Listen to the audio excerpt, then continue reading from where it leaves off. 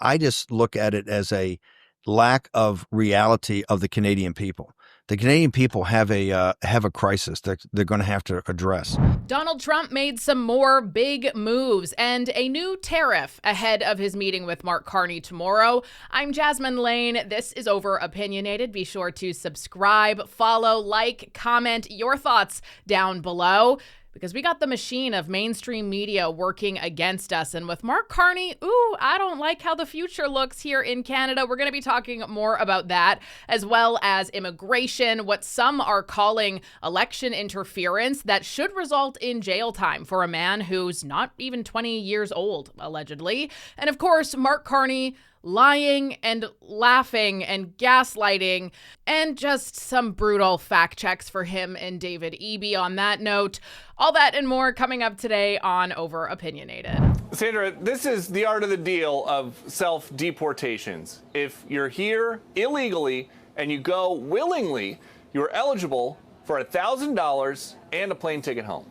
It is rather jarring how different Canada and the USA deal with illegal immigration, which in Canada, immigration, I would argue, is probably one of the biggest reasons why our economy, our job sector, there's so many things that having too large of a population than what you can accommodate, the ripple effect of that is just really detrimental. And we have seen that, right? However, in Canada, illegally entering the country is a civil, not criminal offense. And you can enter illegally, then claim refugee or asylum, and you're entitled to receiving healthcare. You can get legal aid in some provinces. You can also get welfare or social assistance, again, depending on the provinces, housing in shelters, especially if you're in major cities like Toronto or Montreal, free public education for children. And in many cases, the provinces are the ones who foot the bill for that, and then they request reimbursement from the federal government, which sometimes comes and sometimes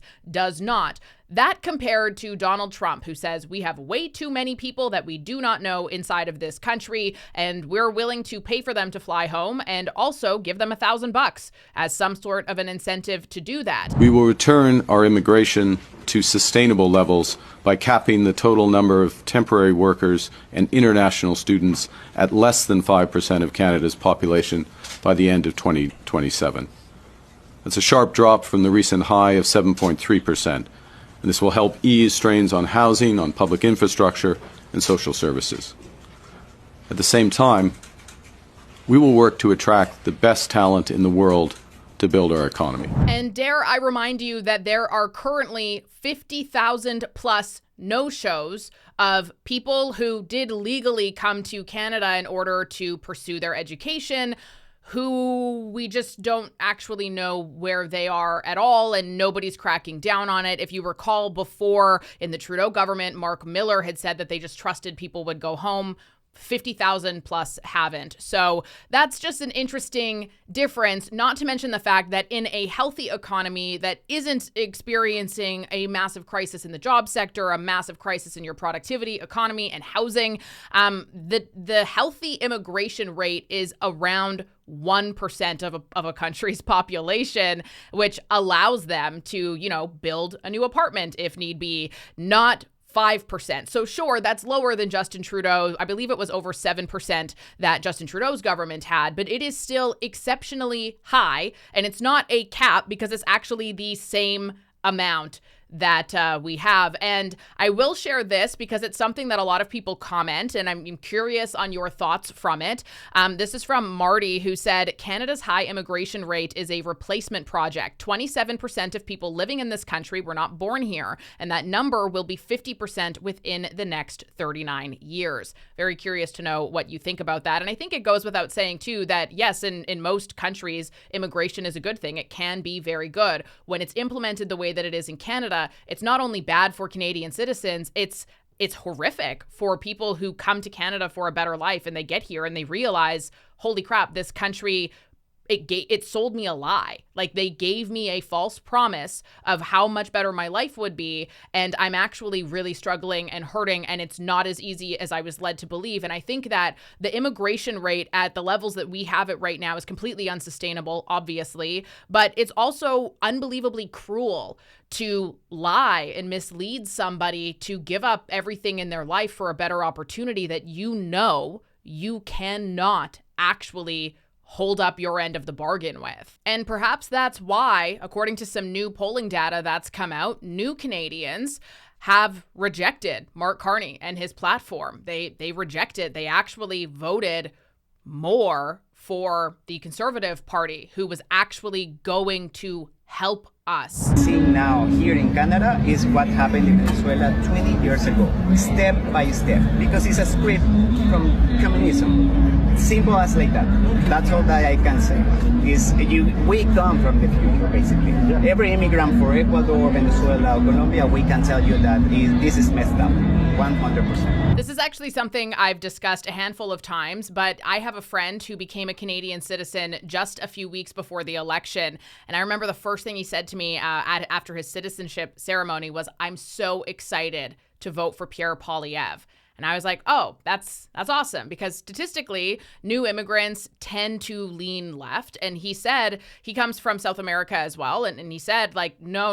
Like, I know what's happening here. This is the same thing that happened to my people. And it happens really slowly, but they get you really dependent like this. And they get you feeling entitled, almost like the government owes you something, instead of the government just getting out of your life so that you can make something of yourself. We had such an incredible conversation on that note, but it is something that we hear a lot from people who came to this country fleeing bad governments, fleeing that instability, fleeing the government dependency that is created by these government bodies who feel as though there's some false prophet or something, and they can tell you exactly how to live your life, when in reality, humans tend to thrive best when the government has less control over us and they just manage the books and they just make sure that the economy is good and that, the taxes are good, which is the exact opposite of what is happening here in Canada. And worse, it's happening in ways that it's hidden. That's one of the things that sucks the most about having a central banker, a guy who's basically a hedge fund manager, as our new prime minister. These people are very good at what they do. They are very good at evading taxes. They are very good at hiding things in ways that don't make any sense, that don't actually increase profits, which is why GFANS has had like all of their biggest donors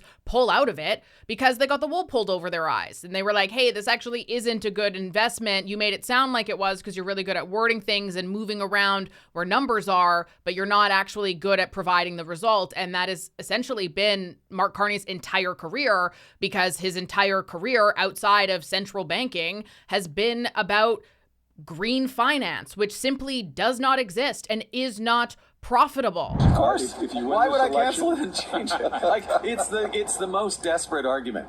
I did say to Pierre Poilievre on the debate, during the debate, we're deep in the debate, and it's Justin this and carbon tax that. I'm like, listen, I know you've been campaigning for 3 years and Justin Trudeau and the carbon tax, but they're both gone. Like, look, dude, they're gone. It's over. You got to get a new focus. And so the idea, they might as well just say, well, look, Justin Trudeau's going to come back in the carbon tax. No, he's not. He's not coming back, and the carbon tax is gone. And look, it's gone. We did it on day one. People are getting their last rebate checks this week. And then what we're doing, this is an important point, Pierre Poilievre always denied this, that people were getting rebates, but 70% of the people in Ontario came out net ahead of the rebate check and what they were paying on average on the carbon tax. And so in getting rid of the carbon tax, well, then the rebate goes away. And so to make sure that people are made whole, we're cutting we're cutting taxes for everybody who pays taxes. And that'll be an average of up to $825 a family. So to clarify there, Pierre Poilievre never once denied that people were getting rebate checks. Yes, they certainly were. What he did argue, though, is that no, when you factored in all of the costs associated with everything you purchase, everything you do that now has a carbon tax on it, the majority of of Canadians did not get back more than they paid. Again, when you factor in the entire cost, not just the cherry-picked data points, and even the parliamentary budget officer confirmed this in a lengthy report. And for some reason, here we are all these months later, and here we have the Liberals still spewing the exact same nonsense. And as for people, I actually couldn't find specifically that 70% of people in Ontario got back more than they paid into it. Could that be true? Maybe. There's a lot of areas in Ontario where people don't drive, so I don't know, maybe. But the number one reason why families were receiving more money than they paid into it is because of how many Canadians are living close to or in the poverty line, and how many formerly middle-class Canadians are nearing that line day by day because our economy is sinking for no reason other than ideological political moves. How do you defend the industrial carbon tax to Canadians who are wondering, well, how are we at a time when industry is struggling, they're going to be also hit with a carbon tax on the bottom line? Well, let's a couple of things. So what's happening with Algoma Steel is they're about to get the benefit of all the investment that they've been doing, so that their carbon emissions are going to fall almost 70%, if not more, as a result of this process. And so they all of a sudden become in a position where they're quite advantaged. So if we took away the carbon tax, then they'd be like, wait a minute, we just made this massive investment and you didn't do it. That's first point. Second is, look, we're diversifying away from the Americans. And guess what? The countries we're diversifying to care about this. We will not have access to the European market. We will not have access to the UK market, and increasingly major Asian markets, unless we are getting our emissions down. And then the third point is, guess what? The Americans change their mind every once in a while. And, a couple months ago, they cared a lot about this issue. Now, apparently, they don't care about it. They're going to care about it again. And we are going to put ourselves in a position where we leapfrog the Americans with respect to carbon competitiveness. Yeah. And that is good for Canada. There is so much to pick apart there. And it's also kind of funny how he's like laughing in the beginning. Oh, we removed it. No, you didn't. You rebranded it. That's what you did, actually. So you didn't remove it. You just rebranded it and you're laughing about it now. Alrighty. You really think you got us there. You didn't. But the fact is, the reason why the United States and the UK are into that stuff isn't because of anything other than, again, an ideological government. That's why. The people were never into this stuff until the ideological government started shaming them and making them feel scared if they weren't into this stuff. This isn't something where it's like objectively everybody's on board with it. That's not true. The reason why people are on board with it is because of politics and because of lobbying and because of special interest groups who gain a lot of gosh darn money from things like this. That's exactly it. So, is this good for the economy? No. Green tech and ESG funds, sure, they can benefit in the short term, but they get subsidies, they get tax breaks, and they also get mandates. That's why they exist. So you're spending an awful lot of money for something that yields almost no returns. I'd like to add resource-based sectors such as, Canada's backbone, aka oil and gas, maybe.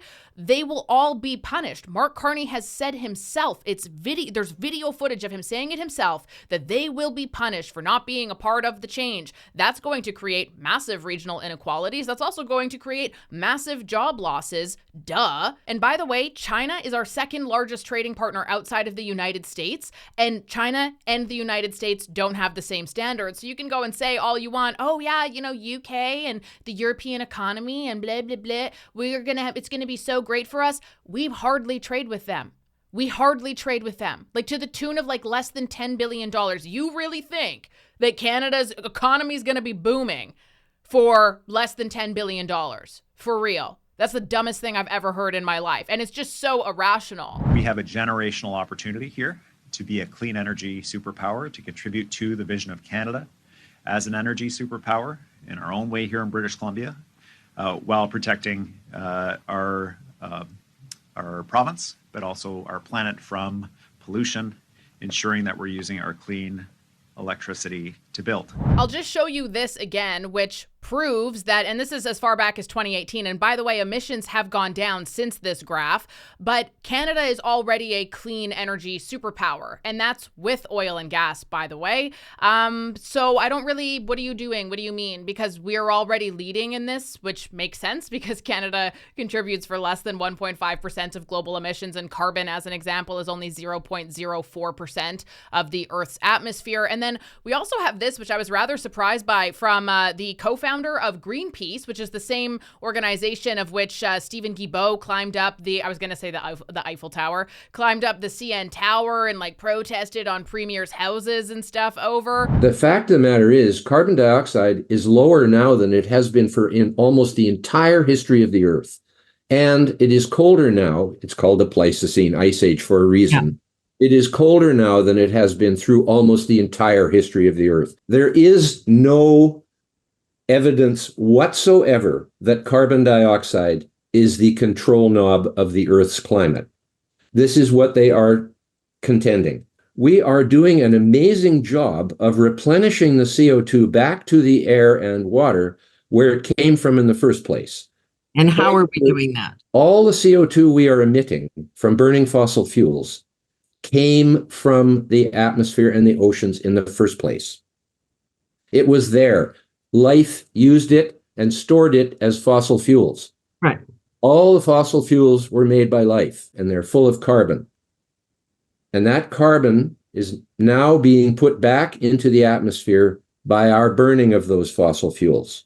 It's where it came from. That's why CO2 is so low now compared to historical levels. But yes, let's just keep manipulating data and creating fear around all of this while we have yet another Canadian giant sold off. Parkland Corp was bought by Sunoco in a $9.1 billion US takeover. They did promise to keep their headquarters in Calgary, unlike Brookfield Asset Management. But yep, this is a big one for sure, because it is one of the largest fuel retailers. And I guess that's kind of what happens when investment in your country is bad, high taxes are bad, and an unstable environment is bad for business, which the Liberals and NDPs think is good for who exactly? For themselves, maybe, because there's less competition now for all of their investments coming out of Canada, possibly. And on that note, Donald Trump, in his Make America Great Again move, has announced that he's tired of the fact that Hollywood movies aren't filmed in Hollywood anymore. There's a lot of reasons for that. This is probably one of the weirder tariffs he's come up with because, there's a reason perhaps why some movies are filmed elsewhere, and that could absolutely just be due to scenery, I don't know, due to equipment, who knows? But TV and film production in Canada is massive. It's huge in the province that I live in. And he has announced 100% tariffs on movie services that are produced and whatever outside of the USA, but are owned by US companies. So this is going to be pretty darn detrimental, especially for big places like Toronto, Vancouver, Manitoba, as an example. We'll see how all of this goes. And I'm curious also if Mark Carney chooses to address this when he meets with Donald Trump tomorrow. The Canadian Prime Minister tomorrow. I don't know. He's coming to see me. I'm not sure what he wants to see me about, but I guess he wants to make a deal. Everybody does. They all want to make a deal because we have something that they all want. And this perfect comment by Stephen, reading, more evidence that Trump doesn't think about Canada, even the economic grievances, and that most of his issues were with the previous prime minister, not Canada as a whole. Glad we made this a key electoral issue. Could not agree more. Another big election topic right now is Thomas, I'm going to say this last name wrong, Zuchowicz? I don't know, whatever. Correct me if I'm wrong. People are saying that he should be put in jail for election interference. However, he is the man behind the longest ballot committee, by the way, which saw, 91 candidates on the Carleton riding for Pierre Poilievre in the recent federal election. Some would say that this is clearly targeted election interference. It's technically legal. And now the reason why, he says, why long ballots in this email that's been sent out? We do long ballots because politicians should not be in charge of election rules.